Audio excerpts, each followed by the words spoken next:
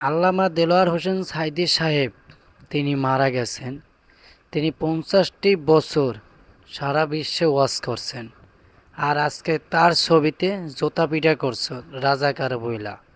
তাই তোমাদের উদ্দেশ্যে আমার একটা কথা, তোমরা বাসায় গিয়ে তোমার মা আর বাবাকে জিজ্ঞেস করবা, তোমাদের জন্ম কি ধান খেতে বে হয়েছে, নাকি পাট খেতে বে হয়েছে, নাকি কলা বাগানে বে হয়েছে, নাকি তোমরা জারদ সন্তান?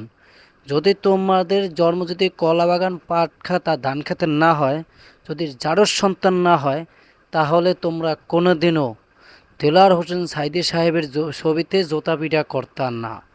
তোমাদের জন্মে ভেজাল আছে, তোমাদের জন্ম ঠিকভাবে হয়নি, এজন্য তোমরা আল্লামা দেলোয়ার হোসেন সাঈদী সাহেবের ছবিতে জোতা পিটা করছো। আরে যে ব্যক্তি ৫০টি বছর কোরআনের দাওয়াত দিছে, তার ছবিতে তোমরা কিভাবে জোতা পিটা করো?